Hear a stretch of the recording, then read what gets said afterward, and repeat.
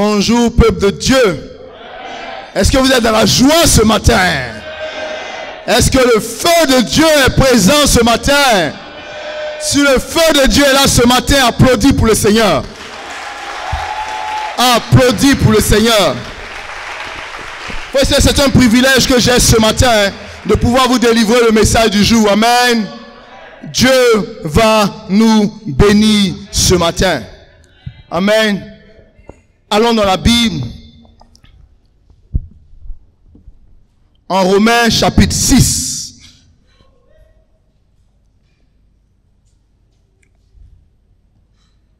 À partir du verset 22. Mais maintenant, étant affranchi du péché et devenu esclave de Dieu, vous avez pour fruit la sainteté et pour fin la vie éternelle. Car le salaire du péché, c'est la mort, mais le don gratuit de Dieu, c'est la vie éternelle en Jésus-Christ, notre Seigneur. On dit Amen. Mais ce matin,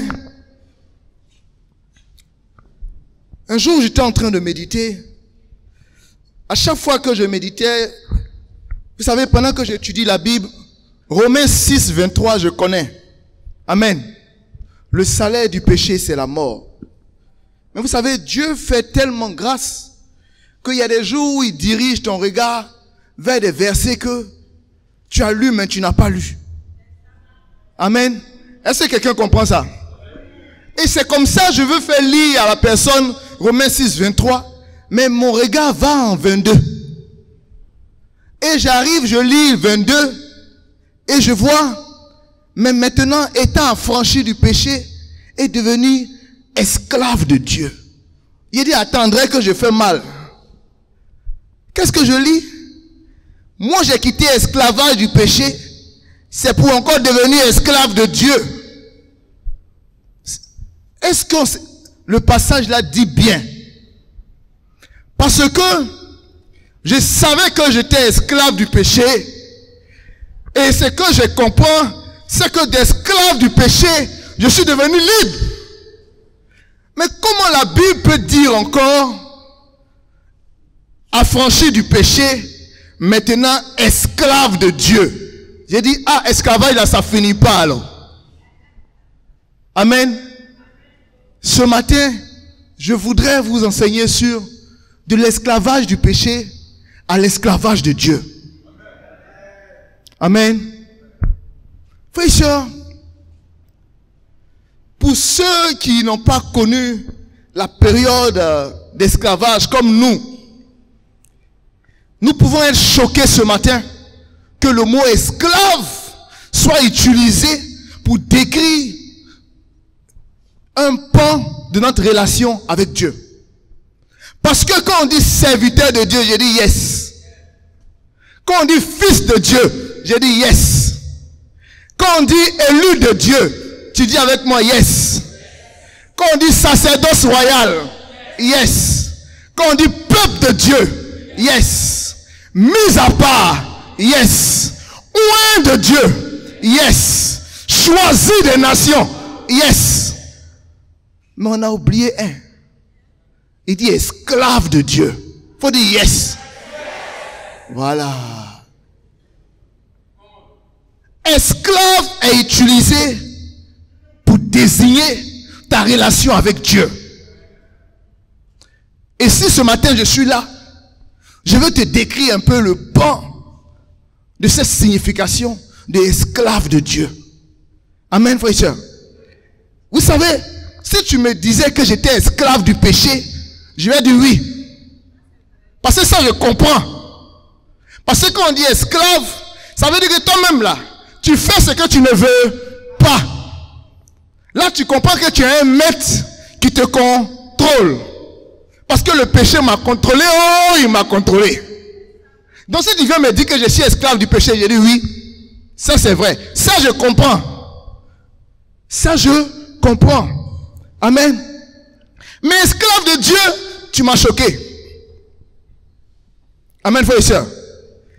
Ne dit-on pas que je suis libre? S'il y a un chant même qui dit, je suis fils de Dieu, je suis fils de Dieu. Amen. Le roi des rois est mon père. Je suis fils de Dieu. Je suis affranchi.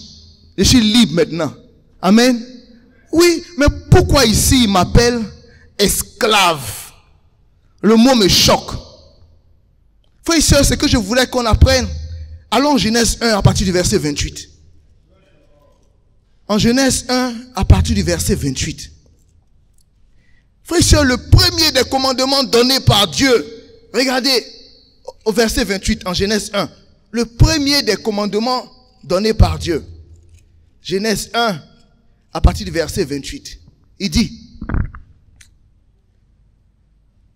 Dieu les bénit et Dieu leur dit, soyez féconds, multipliez, remplissez la terre et l'assujettissez et dominez sur les poissons de la mer et sur les oiseaux du ciel et sur tout animal qui se meut sur la terre. On dit Amen. Voilà. Ça c'est l'une des premières bénédictions données par Dieu, des premiers commandements. Il dit à l'homme, tu es le patron. Les animaux, tu en fais ce que tu veux. Nomme-les, fais ce que tu veux. Je t'offre cette liberté. Et donc Dieu donne cette liberté. Mais frères et sœurs, l'homme est content. Il va dominer. Il va en faire avec les oiseaux, les poissons. Il va dominer sur eux. Mais Dieu ne s'arrête pas là. Regardez en Genèse 2, à partir du verset 16 à 17. L'Éternel Dieu donna cet ordre à l'homme. Après avoir donné l'ordre, soyez féconds, l'Éternel Dieu donna encore cet ordre à l'homme. Tu pourras manger de tous les arbres du jardin, mais tu ne mangeras pas de l'arbre de la connaissance du bien et du mal. Car le jour où tu en mangeras, tu mourras. On dit Amen. Donc Dieu lui offre une liberté, mais il lui dit, ta liberté s'arrête là où j'ai donné ma volonté. Tu peux faire ce que tu veux, mais ça, tu ne touches pas. Donc, en un mot, la liberté que Dieu donne à l'homme est une liberté cadrée par la volonté de Dieu. Amen.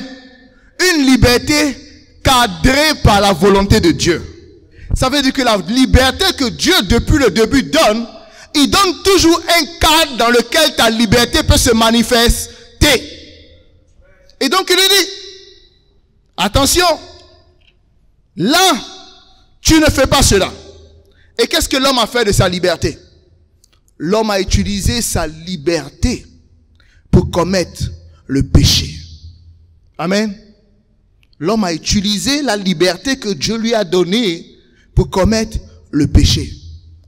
Frères et sœurs, en voulant avoir une liberté qui sort du cadre de Dieu, l'homme perd complètement sa notion de liberté et devient esclave du péché.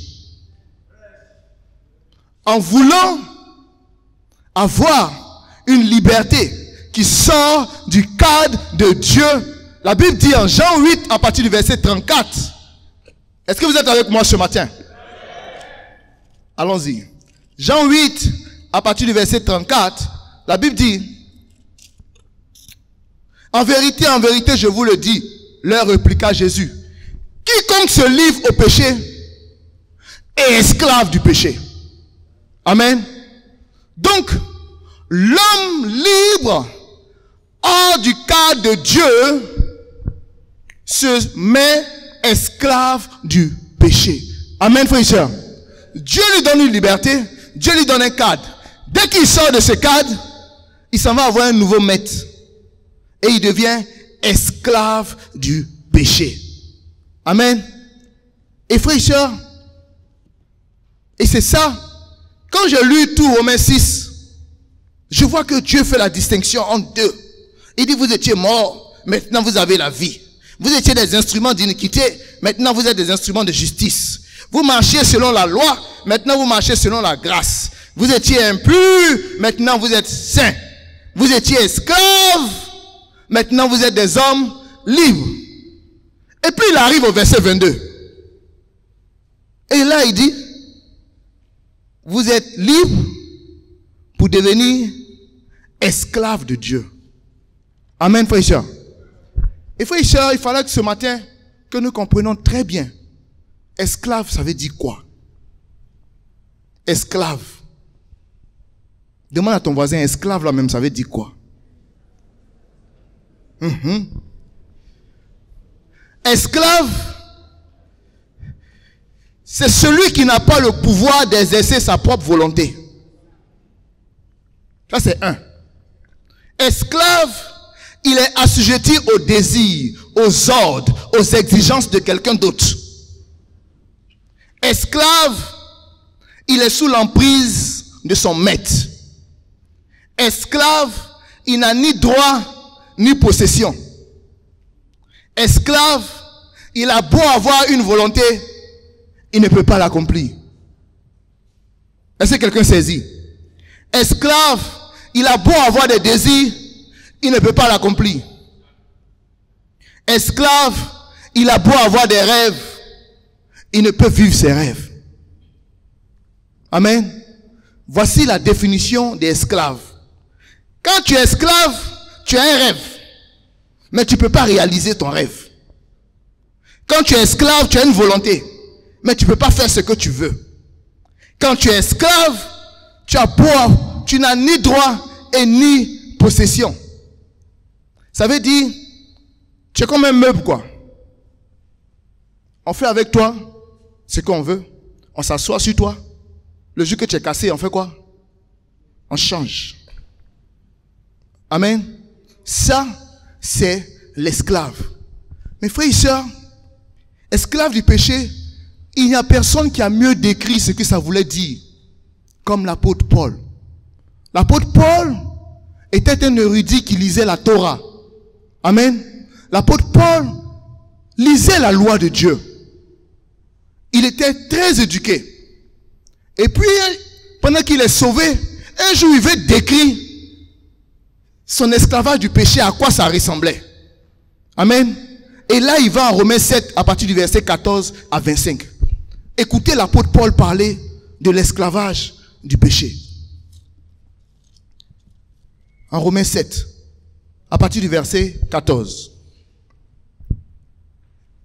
Il dit, nous savons en effet que la loi est spirituelle, mais moi je suis charnel, vendu au péché. Car je ne sais pas ce que je fais. Je ne fais point ce que je veux, et je fais ce que je hais. Or, si je fais ce que je ne veux pas, je reconnais par là que la loi est bonne. Et maintenant, ce n'est plus moi qui le fais, mais c'est le péché qui habite en moi. Ce qui est bon, je le sais, n'habite pas en moi, c'est-à-dire dans ma chair. J'ai la volonté, mais non le pouvoir de faire le bien. Car je ne fais pas le bien que je veux, et je fais le mal que je ne veux pas. Et si je fais ce que je ne veux pas, c'est plus moi qui le fais, c'est le péché qui habite en moi. Je trouve donc en moi cette loi. Quand je veux faire le bien, le mal est attaché à moi. Car je prends plaisir à la loi de Dieu, selon l'homme intérieur. Mais je vois dans mes membres une autre loi qui lutte contre la loi de mon entendement et qui me rend captif de la loi de péché qui est dans mes membres. Misérable que je suis, qui me délivrera de ce corps de mort? Grâce soit rendue à Dieu par Jésus-Christ notre Seigneur. On dit Amen. Paul ici décrit un peu lorsque le péché est ton patron là. Comment tu vis? Il prend plaisir à ce que Dieu dit, mais il n'a en aucun instant la capacité de faire ce que Dieu dit. Parce que son maître s'appelle le péché. Il vit pour réaliser ce que son maître veut. Son maître, c'est le péché. Quand il se lève matin, là, ce que son corps a envie de faire, c'est le péché. Ses désirs, ses passions, c'est le péché. Il dit ça, c'est quand le péché est ton maître. Amen. Donc, vous voyez que tu vis et le patron s'appelle le péché. Il est là, il s'arrête. Et puis ses enfants sont là. C'est lui qui est le maître. Dans le maître péché, il dit péché. Et puis tu t'en vas seulement. Péché. Tu te lèves, tout ce que tu as envie de faire, péché. Tu es assis, c'est que tu as envie de faire péché. Parce que le maître te gère. Amen. Ton maître, le péché, frères et sœurs, pour aller nous prendre chez le péché, quand tu as un maître, la seule chose pour que le maître te libère, on doit aller t'acheter. Vrai ou faux? On doit donner de l'argent au maître pour qu'il libère celui qui l'a. Amen, frères et sœurs. C'est pourquoi vous êtes d'accord avec moi que la Bible dit, en 1 Pierre 1, à partir du verset 18 à 19, que nous avons été rachetés à un grand prix. Amen, frères et sœurs. Parce que Jésus est allé, et qu'est-ce qu'il a fait? Il a donné sa vie. Quelqu'un dit Amen. Il a donné sa vie. En Tite 2, verset 14. Allons rapidement. En Tite 2, à partir du verset 14. En Tite 2, à partir du verset 14, la Bible dit, qui s'est donné lui-même pour nous, afin de nous racheter de toute iniquité et de se faire un peuple qui lui appartienne, purifié par lui et zélé pour les bonnes œuvres. Amen. Donc quand Jésus a fait son plan pour aller te prendre là, quand il est parti à la croix pour aller te prendre, il a payé cher. Il a payé cher. Mais il a payé cher pour quoi? Il a payé cher pour ne plus que le péché soit ton maître. Mais si quelqu'un est parti te payer cher, quand il finit de te payer cher là, tu appartiens à qui? Au nouveau propriétaire? Ou bien? Parce que tu avais un propriétaire avant qui était le péché. Donc lui, il a pris sa vie, il allait mourir juste pour te libérer. Oui, tu es libre de l'esclavage du péché, mais tu es maintenant esclave de celui qui t'a acheté.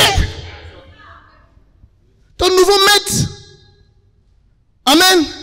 Ah, il n'y a pas de choix. Soit tu restes esclave du péché, soit tu deviens esclave de Jésus. Il n'y a pas milieu dedans. Soit tu restes esclave du péché, soit tu deviens esclave de Jésus.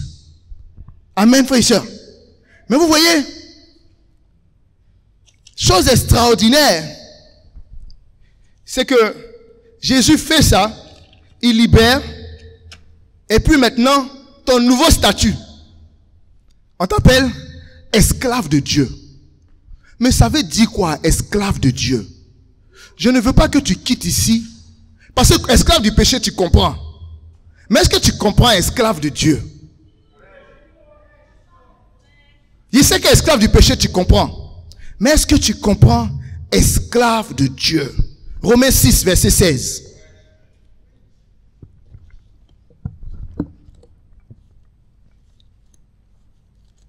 Romains 6, à partir du verset 16.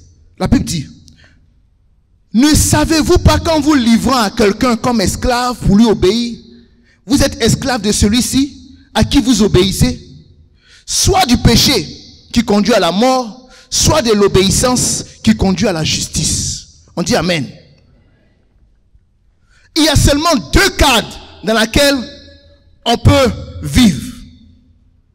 Tu vis soit selon le péché, tu es esclave du péché et le résultat c'est la mort. Soit tu vis par l'Esprit de Dieu et tu deviens esclave du Christ et le fruit c'est quoi? La vie, la sainteté et la vie éternelle. Choisis.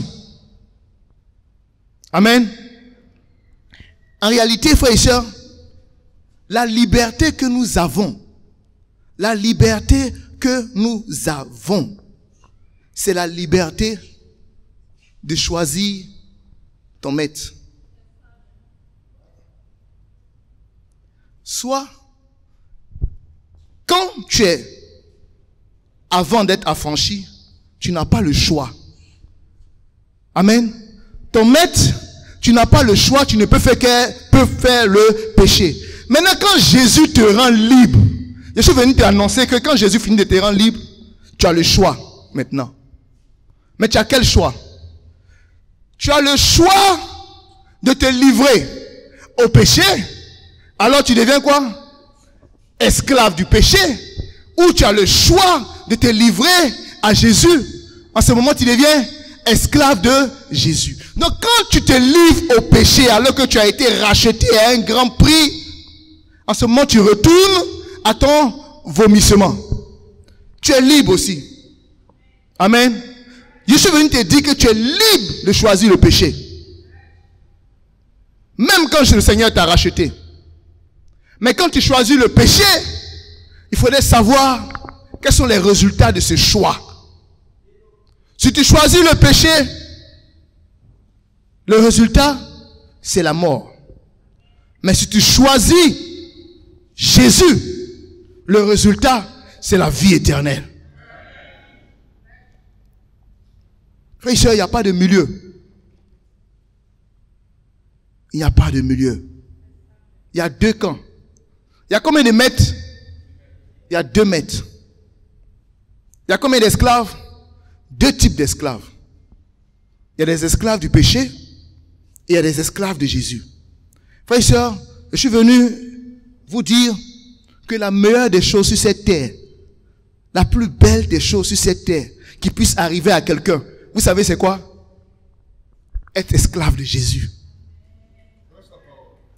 La plus belle des choses qui puisse arriver à un homme dans ce monde entier, c'est être esclave de Jésus. Tu sais pourquoi tu ne réagis pas?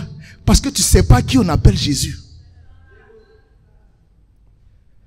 Si tu comprenais ce que ça veut dire Dieu, quand je te dis que la plus belle des choses sur cette terre, c'est être l'esclave de Dieu, tu danses.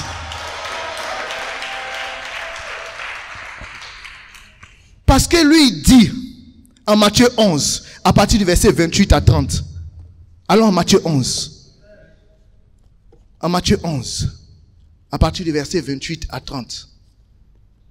Regardez ce que Jésus dit. En Matthieu 11. Vous allez comprendre pourquoi il dit ça maintenant. Matthieu 11, à partir du verset 28. Il dit, venez à moi, vous tous qui êtes fatigués et chargés, et je vous donnerai du repos.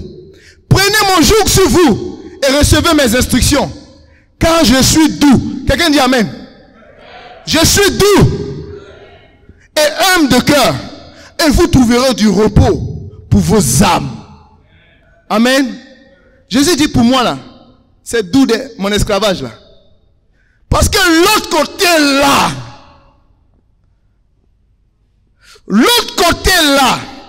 mieux vaut devenir mon esclave. Parce que pour moi, mon joug là est léger. Et moi, je suis doux. Si Jésus est doux, l'autre côté là, c'est comment? Amen. Tu sais, là-bas, on ne dort pas la nuit. Il dit, moi, je suis doux. Moi, je te fais dormir. Moi, je vais te rendre heureux. Moi, je vais te donner la joie. Amen. Mais frères et sœurs, être esclave de Jésus, c'est pas facile. Hein? Amen. Être esclave de Jésus, ce n'est pas facile. Amen. La Bible dit, il faut lutter sans cesse pour garder notre cœur bien disposé. Est-ce que vous savez qu'on lutte aussi pour être esclave de Jésus? Est-ce que vous savez qu'on combat pour être esclave de Jésus? Parce que être esclave de Jésus, c'est une lutte. Est-ce que quelqu'un comprend? Non, vous ne comprenez pas bien. Parce que tu cherches un mari. Et puis la Range Rover gare. Et puis il dit, j'ai fait ton avenir. Attends, dans l'église, les frères même ne te voient pas. Et puis tu vas dire maintenant, il est écrit que je ne dois pas te suivre. Parce que je suis esclave de...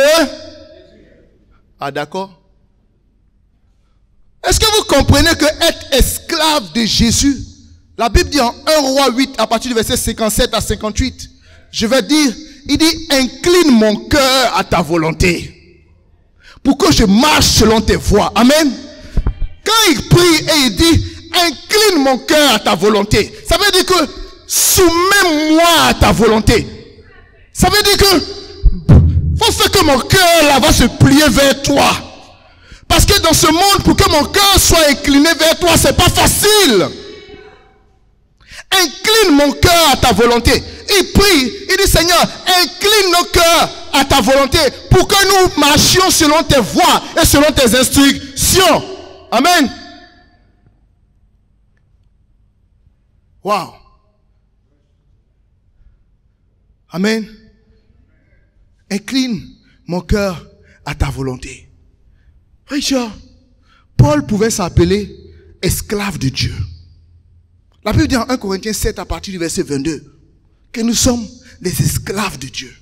La Bible dit en Éphésiens 6 verset 6 que nous sommes des esclaves de Dieu. Mais je vais vous montrer la différence entre esclave que vous connaissez et l'esclave de Dieu. En Romains 8 à partir du verset 15. Romains 8 à partir du verset 15.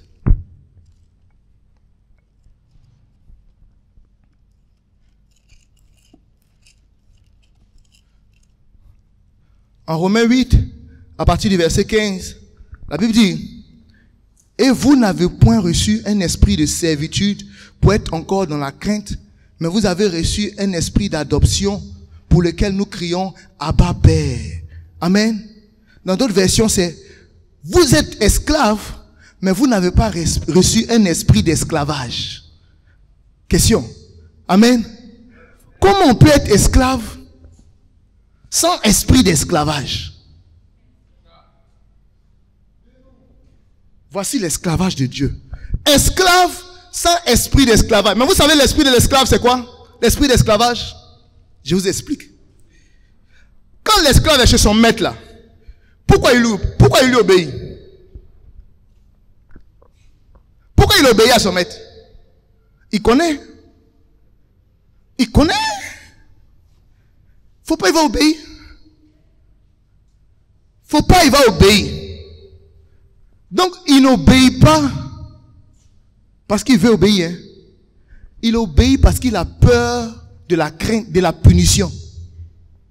Je ne sais pas si quelqu'un comprend. Il n'obéit pas, il obéit par crainte et par peur. Ça, c'est l'esprit d'esclavage. Ça veut dire que si je ne paye pas ma dîme, Dieu risque de me chicoter. Attends, il est donné. Si je ne fais pas de disciples, ça risque de ne pas aller chez moi. Attends, il est parti faire. Si je n'obéis pas, je risque de perdre. Donc, l'esclavage, avec un esprit d'esclavage, c'est l'esclave qui obéit par peur de la réprimande. Mais Jésus dit, vous êtes mes esclaves, mais vous n'avez pas reçu un esprit d'esclavage. Quelqu'un dit Amen. Vous n'avez pas reçu un esprit d'esclavage. Donc si tu n'as pas reçu un esprit d'esclavage, quel est cet esprit que tu as reçu? Esclave, mais sans esprit d'esclavage. Amen. La Bible dit en Philippiens 2, versets 7 à 8. Que nous, notre esprit, c'est l'esprit de consécration.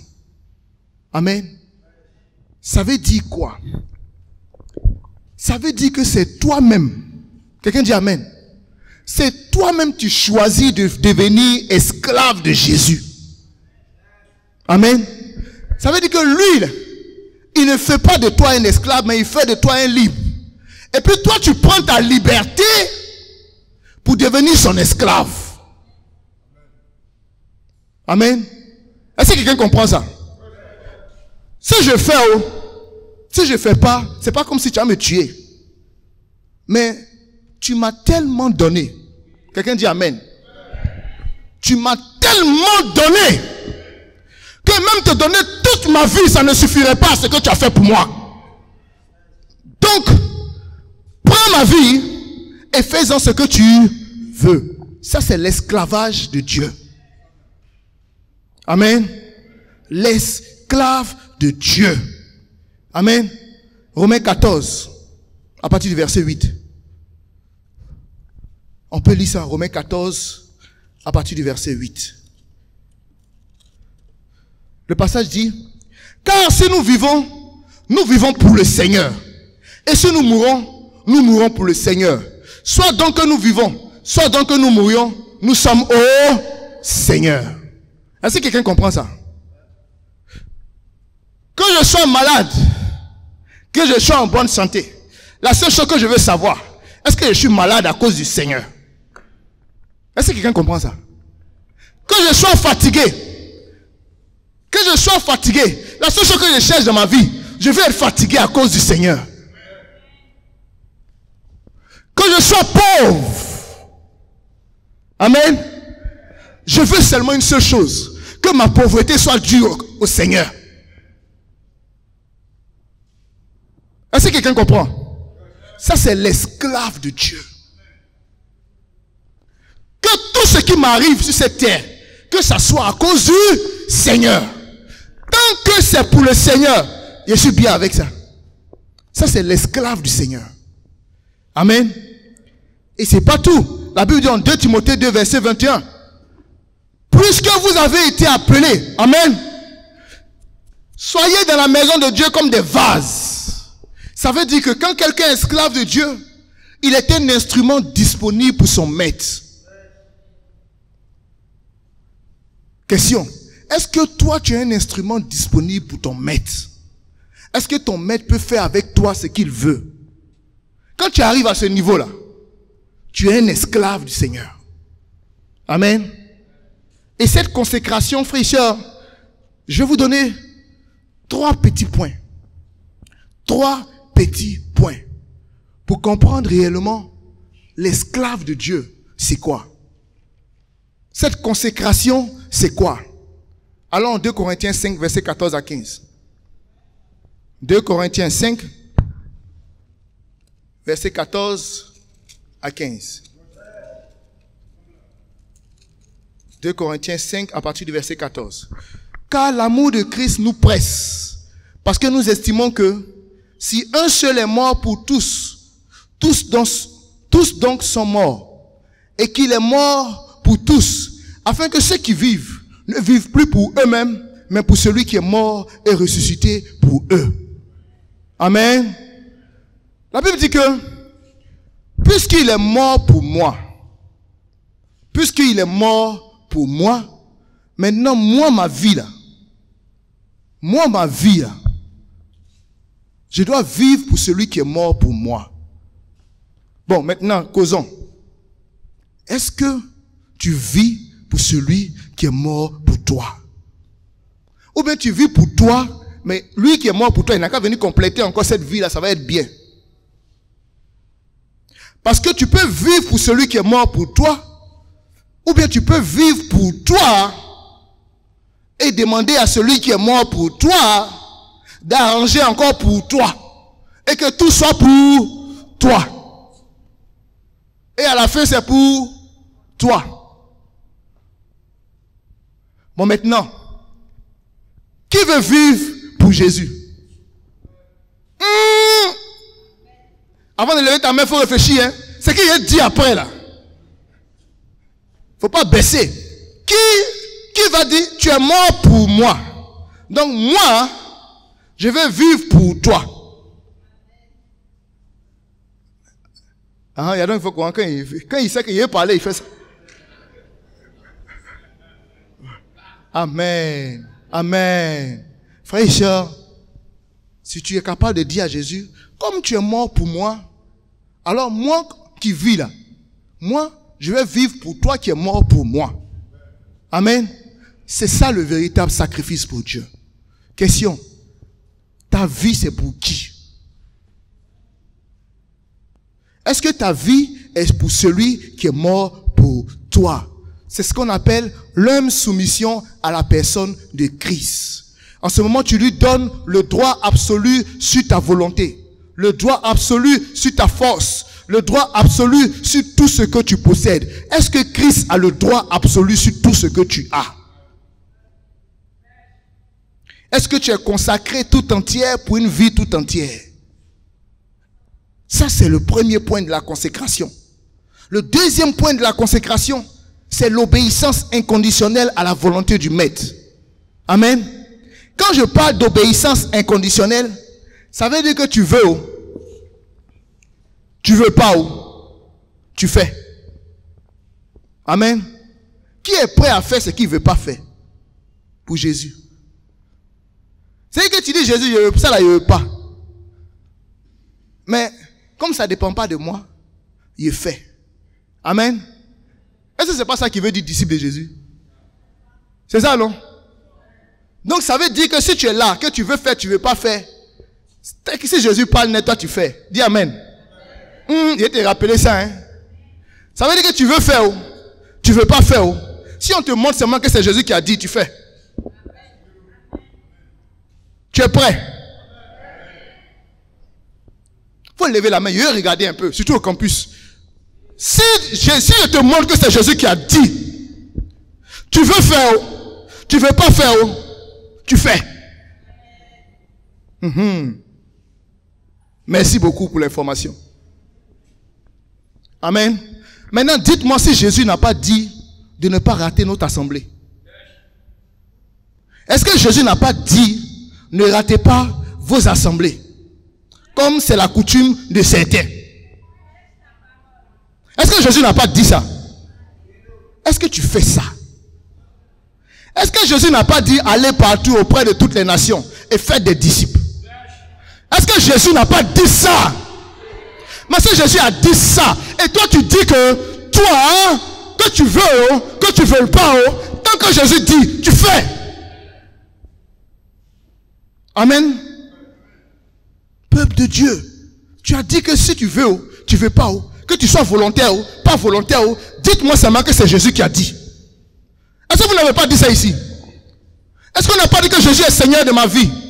Ça veut dire que ça me plaise, que ça ne me plaise pas, dites-moi seulement que c'est Jésus qui a dit. Moi, j'obéis. Amen. C'est ça un esclave. Ça veut dire que quand l'esclave commence, en fait, tu peux même dire, quand par exemple ton formateur te dit, trouve-moi ici, tu peux dire, ce que tu me dis de faire là, je ne veux pas.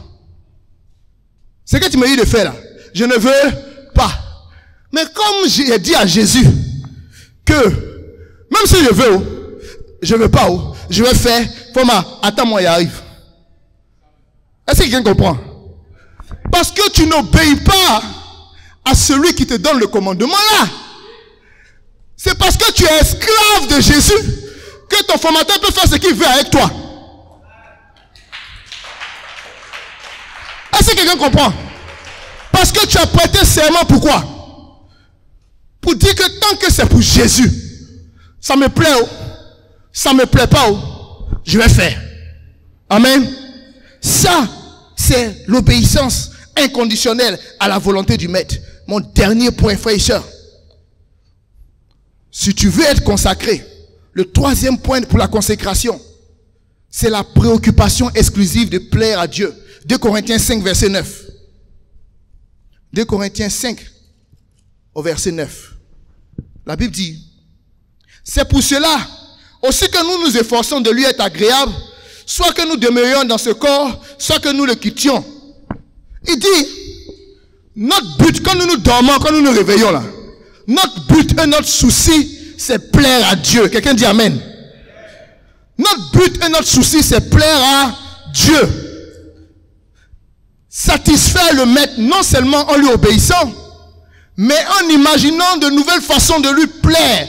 Frère et soeur, quand tu veux plaire à quelqu'un, est-ce que c'est lui qui te dit de faire ce que tu dois faire? Ou bien, nous tous ici, on est tombés amoureux. Quand tu veux plaire à quelqu'un, tu t'en chez lui pour lui demander ce que je dois faire pour que tu m'aimes. Rappelez-vous. Rappelez-vous. Est-ce que tu as besoin qu'elle te dise ce que tu dois faire pour que tu lui plaises? Tu dis, il vient pour toi. Il vient pour toi. Amen. Elle t'a même pas demandé, tu sors quelque part, tu dis cadeau. Tu dis, il est marqué un point. Frère et soeur, quand tu veux plaire à quelqu'un, même quand tu dors, même tu réfléchis à comment tu vas faire. Maintenant, question. Est-ce que toi, tu réfléchis comme ça à plaire à Jésus? Est-ce que tu réfléchis à séduire Jésus? Paul dit que lui, là, quand il dort, il se réveille, là, il réfléchit à comment il va tuer le cœur de Jésus. Et quand il est assis chez lui à la maison, il est assis au salon comme ça, là. Il dit, Jésus, il t'ai tué. Jésus, il dit, il est fini avec toi. Cette semaine-là, je t'offre 5 baptêmes. Il dit, il est fini avec toi. Et puis quand il finit ça, il dit, tu veux quoi encore? Il lit Bible là, il lit Bible. Il dit, qu'est-ce que tu aimes? Qu'est-ce que tu aimes? Jésus est celui que tu dois draguer chaque jour avec la Bible. Je ne sais pas si quelqu'un comprend ça. Ça veut dire que tu es assis chez toi, tu lis. Tu dis, tu aimes ça. C'est ça que tu veux. C'est ça que tu veux. Il vient pour toi. C'est pas formateur qui te dit, va évangéliser. My God. C'est pas formateur qui te dit, va étudier la Bible. C'est pas quelqu'un qui va te dire, il faut faire ce que tu es fond de Jésus. Quelqu'un va te dire de faire. Comment tu as le séduit? Quand tu es fond d'un frère ou d'une soeur, on te montre comment tu as le séduit. Tu attends instruction. Il dit, tu attends instruction. Dis-moi la vérité, tu n'es pas fond de lui. Tu attends l'église là qui dit, bon, il y a une prière à Benjerville, on va passer un temps à Dieu. Yeah! Toi tu attends, l'église va décréter prière à Benjerville pour aller prier.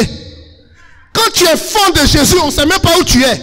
On te cherche dans Abidjan, tu es au jardin botanique à genoux.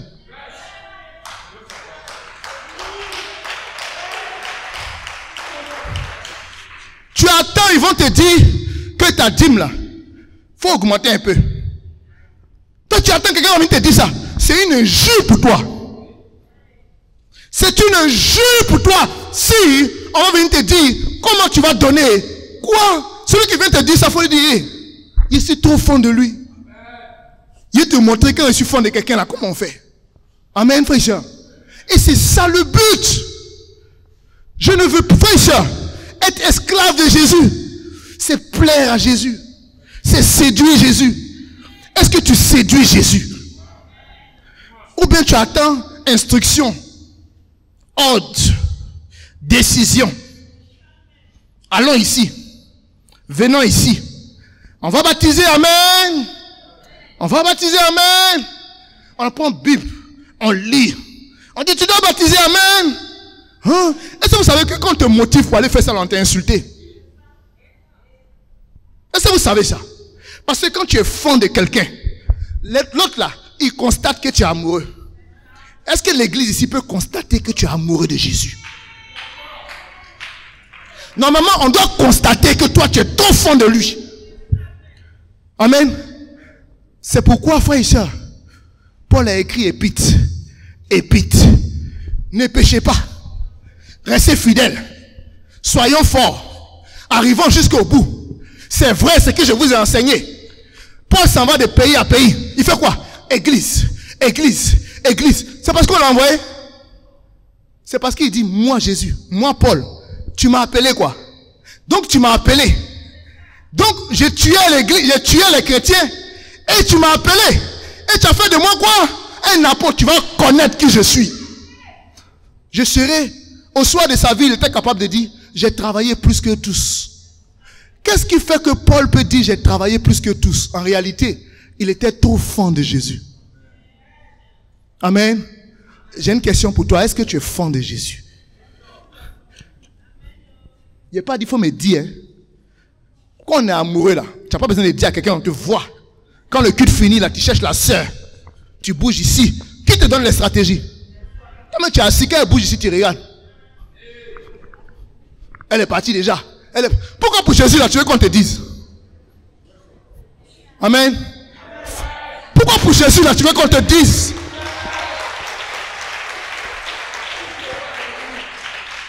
Frères et sœurs, c'est ça la véritable consécration à Jésus. Pour conclure, frères et sœurs, est-ce que tu sais qui est Dieu? Est-ce que tu sais qui est Jésus? Si tu le sais, ton plus grand désir sur cette terre sera d'être l'esclave de Dieu. Si tu le sais, ton plus grand désir sur cette terre sera d'être l'esclave de Dieu. Parce que son esclavage produit, dis avec moi, son esclavage produit la vie éternelle. Dis avec moi la vie éternelle. L'esclavage du péché, ça te produit quoi? La dernière fois, j'étais dans la voiture avec des amis et des études. On était chacun en train de dire, tu es le quatrième frère? Il dit, je suis le deuxième de ma maman et le troisième de mon papa. Il a demandé à l'autre, et toi? Il dit, je suis le premier de ma maman et le quatrième de mon papa. Après, il a demandé à lui qui était à gauche. Il dit, moi, je suis le troisième de mon père. Attendez, comptez. 1, 2, 3. Chez mon papa, je suis cinquième. Je lui ai dit, vous savez le résultat de ça là, c'est quoi? Qu'est-ce qui a semé ça? Le péché. C'est le résultat de péché. Ou bien, dites-moi, c'est le résultat de quoi? Péché. Voilà la récompense quand le péché est ton maître. Le reste là, tu connais. Amen. Maintenant, Jésus, sa récompense, c'est la vie éternelle. Amen, frères et sœurs. Frères et sœurs, quand tu es dans l'esclavage du péché, tu n'as pas le choix. Amen. Tout ce que tu peux faire, c'est pécher. La question que j'ai pour toi ce matin, est-ce que tu es prêt à quitter dans cet esclavage du péché? Amen. Maintenant, toi pour qui Jésus a payé le prix, tu es devenu disciple de Jésus. Qu'est-ce que tu fais avec ta liberté? Est-ce que ta liberté, tu la prends pour aller être esclave de Dieu? Ou bien ta liberté, tu prends ça et tu retournes à ce que tu as vomi? Je ne veux pas que tu me répondes. Je veux que tu réfléchisses. Que Dieu vous bénisse.